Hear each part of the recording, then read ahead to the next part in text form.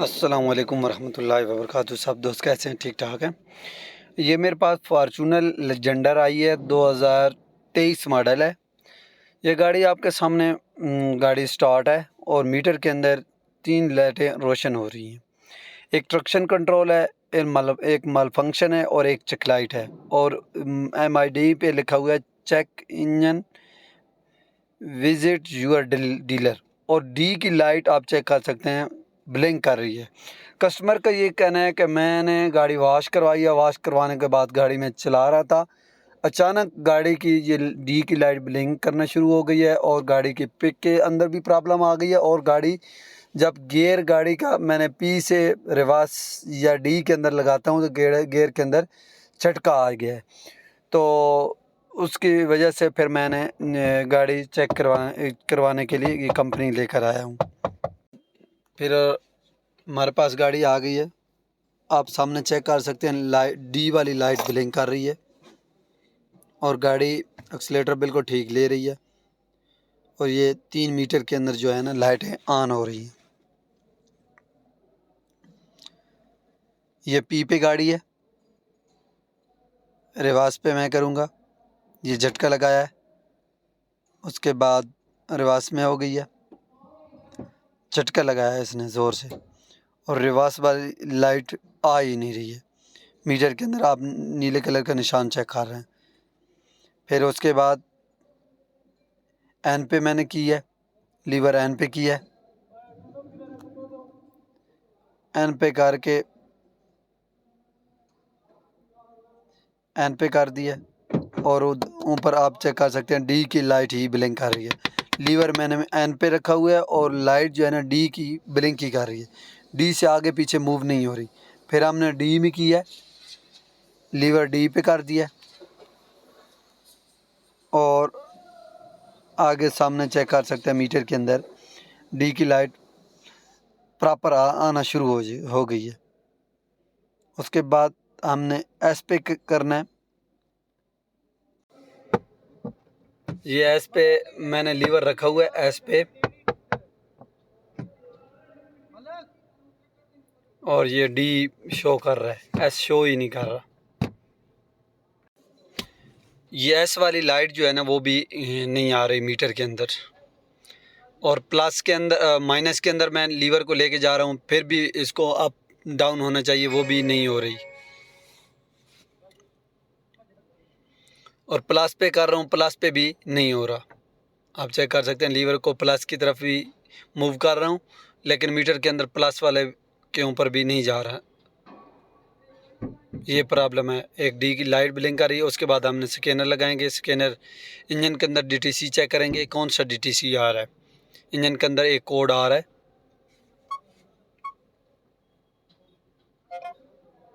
ये सर्चिंग लगी हुई है कोड की। DTC एनालाइज के अंदर जाएंगे,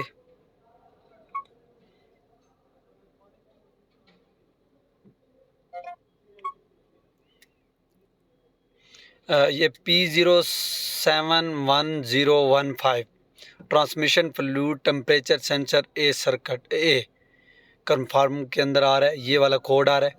जो गियर के अंदर टेम्परेचर सेंसर है उसका ये कोड आ रहा है। इसके हम रिपेयर मैनुअल के मुताबिक चेक करेंगे कि इसके टेम्परेचर सेंसर की कितनी कौन कौन सी वायर है और कहाँ जा रही है, और ये इसके सेंसर के अंदर मसला है या वायरिंग के अंदर मसला है, ये चेक करेंगे। क्योंकि गाड़ी जो थी वो वारंटी के अंदर थी।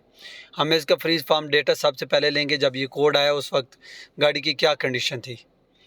उस वक्त गाड़ी की कंडीशन थी, गाड़ी के 950 RPM था, SPD 14 मतलब गाड़ी चल रही थी किलोमीटर, और ऑयल टेम्परेचर वो -40.0 सेंटीग्रेड बता रहा था। इसको माइनस में नहीं बताना चाहिए। और नीचे 2 वाला जो है वो प्लस में जा रहा है और 1 वाला जो है वो माइनस में जा रहा है। ये जो माइनस वाला है उस टेम्परेचर सेंसर के अंदर प्रॉब्लम हो सकती है, वायरिंग के अंदर हो सकती है, वो हम चेक करेंगे। उसके बाद हम DTC फिर दोबारा एनालाइज के अंदर जाएंगे और इस कोड को क्लियर करेंगे। क्या आया कि ये कोड क्लियर होता है या नहीं होता। ये कोड क्लियर हो गया नो DT से। उसके बाद मीटर के अंदर सारी लाइटें ख़त्म हो गई हैं, गाड़ी बिल्कुल स्टार्ट हालत में है, लेकिन डी की लाइट फिर भी ये ब्लिंक कर रही है। और रिवर्स गाड़ी के अंदर रिवर्स गियर लगाया हुआ है मैंने, पी से रिवर्स के अंदर लेकर जाऊंगा।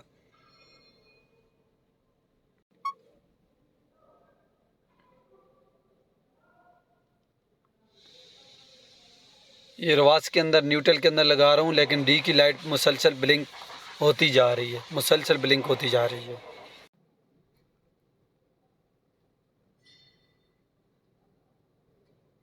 कोड क्लियर करने के बाद फिर भी मैं डी और एस प्लस एस माइनस उस पर लेके जा रहा हूँ, लेकिन डी मुसलसल ब्लिंक ही कर रहा है। डी से आगे कोई गियर शिफ्ट नहीं हो रहा, मीटर के अंदर जो डायरेक्शन है वो नहीं दे रहा। डी की ना तो लाइट दे रहा है, ना पी की दे रहा है, और डी की सिर्फ दे रहा है और पी की और दूसरी लाइटें नहीं दे रहा। डी की लाइट मुसलसल ब्लिंक कर रही है। लेकिन मैं इस लीवर को 3-4 दफ़ा अपनी जगह से आगे पीछे किया, उसके आगे पीछे करने के बाद गाड़ी ये की जो डी की लाइट है वो ब्लिंक करना छोड़ गई है। फिर हम डेटा लिस्ट के अंदर जाएंगे कोड क्लियर करके।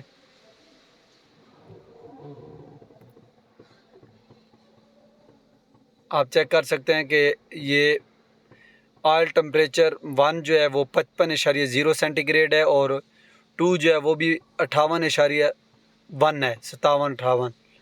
मतलब 2-3 दफ़ा मैंने लीवर को आगे पीछे किया, उसके बाद वो टेम्परेचर माइनस से प्लस के अंदर चला गया, मतलब ओके कंडीशन के अंदर चला गया। कोड तभी क्लियर हुआ है और लाइट तभी ब्लिंक कर रही है। अभी इसके हम वायरिंग चेक करेंगे, आया कि शिफ्टर के अंदर कोई पानी तो नहीं चला गया, या गियर वाला जो कनेक्टर है उसके अंदर पानी तो नहीं चला गया। ये चीज़ें हम चेक करेंगे, और रिपेयर मैनुअल के अंदर चेक करेंगे कि इसकी कौन कौन सी चीज़ें हमें देखने की ज़रूरत है, क्योंकि वारंटी के अंदर गाड़ी है, तो हम इसको रिपेयर मैनुअल के अंदर सबसे पहले चेक करेंगे। रिपेयर मैनुअल के अंदर आप चेक कर सकते हैं, ये कोड आ रहा है, open in short in number 1 ATF temperature sensor circuit का मसला हो सकता है। Number 1 ATF temperature sensor transmission wire का मसला हो सकता है, या ECM का मसला हो सकता है। मतलब टेम्परेचर सेंसर का मसला हो सकता है, या टेम्परेचर सेंसर की वायर का मसला हो सकता है, या ECM का मसला हो सकता है। ये 3 चीज़ें रिपेयर मैनुअल बता रहा है। ये चीज़ें हम सबसे पहले चेक करेंगे, वायरिंग कहीं शॉर्ट तो नहीं हो रही, टेम्परेचर सेंसर आया कि ठीक है। सबसे पहले हम वायरिंग चेक करेंगे, वायरिंग के बाद फिर हम टेम्परेचर सेंसर चेक करेंगे, फिर ECM चेक करेंगे। अगर वायरिंग ओके हुई तो फिर टेम्परेचर सेंसर चेंज करेंगे, अगर टेम्परेचर सेंसर भी ओके हुआ तो फिर हम ECM चेक करेंगे। अभी सबसे पहले हमने वायरिंग चेक करनी है, वायरिंग डिग्नोज करनी है कि आया कि वायरिंग के अंदर कोई प्रॉब्लम तो नहीं है।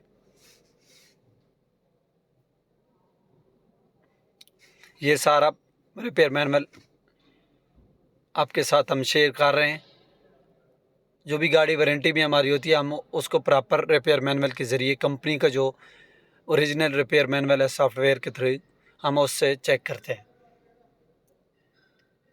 ये सारा प्रोसीजर जो है स्कैनर के साथ करना है, ये आप लोगों के साथ इसलिए मैंने तो कर लिया है, लेकिन आप लोगों के साथ इसलिए शेयर कर रहा हूँ कि आपके पास अगर दोबारा इस तरह का मसला आता है तो आप इस तरह इसको डिग्नोज कर सकते हैं। और जो भाई मेरे ये वीडियो देख रहे हैं वो दूसरे भाइयों के साथ शेयर किया करें और लाइक्स किया करें, और बेल के आइकन को ज़रूर दबाया करें, ताकि आने वाली जो भी वीडियो मैं दोबारा अपलोड करूं आप तक पहुंच सके, और सब्सक्राइब ज़रूर किया करें। Thank you. ये पूरा रिपेयर मैनुअल का चैप्टर मैं आपके साथ शेयर कर रहा हूँ। ये जो डेटा लिस्ट के अंदर बता रहा है वो माइनस वाला, ये वो कह रहा है माइनस नहीं होना चाहिए, वो -50 बता रहा था। ये -40 मैन और मैक्स जो है 150 सेंटीग्रेड होना चाहिए। इससे ऊपर और -40 सेंटीग्रेड से नीचे ATF का जो है टेम्परेचर नहीं होना चाहिए।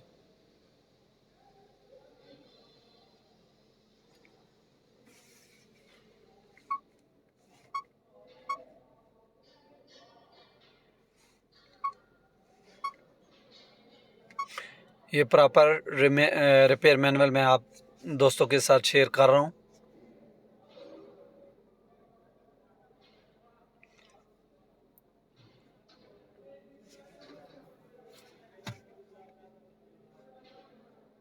ये जो गियर के ऊपर वायर का एक कनेक्टर लगा होता है, जो गियर सोलनॉइड वाली साइड पे अंदर गियर के अंदर कनेक्टर जा रहा होता है, वायर जा रही होती है, इसको ऊपर कनेक्टर होता है, उसकी 3 नंबर वायर और 3 नंबर और 4 नंबर वायर जो है ना, ये हमने चेक करनी है। इनकी कंटिन्यूटी जो है वो आनी चाहिए 10 किलो ओम हायर होनी चाहिए, इससे कम नहीं होनी चाहिए और इससे ज़्यादा भी नहीं होनी चाहिए। ये हम कनेक्टर उतार के चेक करेंगे। सबसे पहले ये हम उतार के चेक करेंगे। अगर ओके है तो चेक हार्नेस टर्मिनल ECU, और ये नीचे ECM का कनेक्टर जो 2 नंबर कनेक्टर है वो वाला है। ये सोलनॉइड ट्रांसमिशन कंट्रोल है। जो ट्रांसमिशन का सम खोलेंगे, फ़िल्टर खोलेंगे, उसके नीचे ये वायरिंग पूरी होती है। इसके अंदर ये जो एरो का निशान बना हुआ है, ये 2 टेम्परेचर सेंसर लगे हुई हैं, इनको हम चेक करेंगे। लेकिन सबसे पहले हम वायरिंग चेक करेंगे, फिर उसके बाद ये सम खोलेंगे।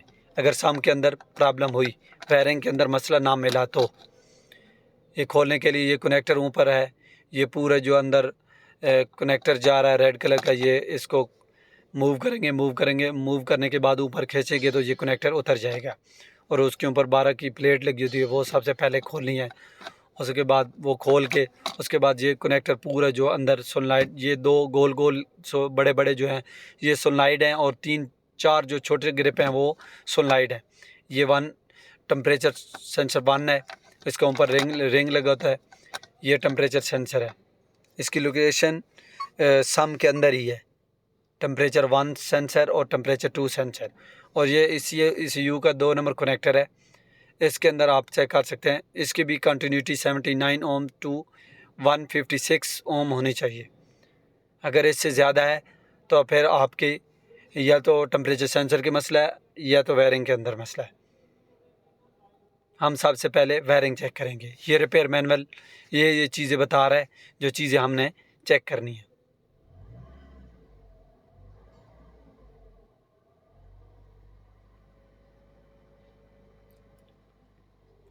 इसके भी 1 और 2 नंबर वायर है, वो भी टेम्परेचर सेंसर की है। ये नीचे लिखा हुआ है 18 और 17। ये अगर चीज़ें ओके हैं तो फिर आपने ECM रिप्लेस करना है। अगर ये ओके हैं, अगर ये NG हैं तो फिर आपने टेम्परेचर सेंसर है और आपकी वायरिंग है। ये 2 टेम्परेचर सेंसर लगी हुई हैं आपके सामने। हमने एक वाला टेम्परेचर सेंसर चेक करना है। ये रेड वायर और ऊपर नीले कलर की और ब्लैक कलर की वायर है, और दूसरे सेंसर की दोनों ग्रीन है और एक ब्लैक है। एक नीले कलर की है और एक सब्ज़ कलर की है। ये दोनों चीज़ें चेक करनी है, दोनों वायर, क्योंकि ये सेंसर टेम्परेचर सेंसर 1 की हैं। 3 और 4 नंबर जो बॉडी की तरफ ग्रिप जा रहा है, उसकी 3 और 4 नंबर टायर हमने चेक करनी है। जो इंजन कंट्रोल मॉड्यूल से वायरिंग आ रही है, उसके अंदर हमने चेक करनी है। उसके बाद आगे एक जंक्शन कनेक्टर है, उसके अंदर भी चेक करना है वो ओके है या नहीं है। और कंप्यूटर का जो ECM है, इंजन कंट्रोल मॉड्यूल है, उसका ECM का C39 ग्रिप है, वाइट कलर का है, उसकी 17 और 18 नंबर तार के अंदर आपने चेक करनी है कि कंटिन्यूटी आ रही है या नहीं, आया कि ये वायर कहीं से कट तो नहीं है, बॉडी के साथ ग्राउंड तो नहीं हो रही। 18 नंबर वायर जो है वो ब्लैक कलर की है, और 12 नंबर जो है वो नीले कलर की है, लाइट है, L वाली। ये आप चेक कर सकते हैं। ये 35 पिन कनेक्टर है कंप्यूटर का, ठीक है। उसके बाद ये जंक्शन कनेक्टर जो दरमियान में आता है, इसकी 1 और 2 नंबर वायर, 1 नंबर ब्लैक है और 1 नंबर ग्रीन भी हो सकती है और 2 नंबर भी ग्रीन हो सकती है। ये 2 वायरें आपने कनेक्टर के अंदर चेक करनी है। ये भी कनेक्टर चेक करना है। अगर ये भी ओके है तो उसके बाद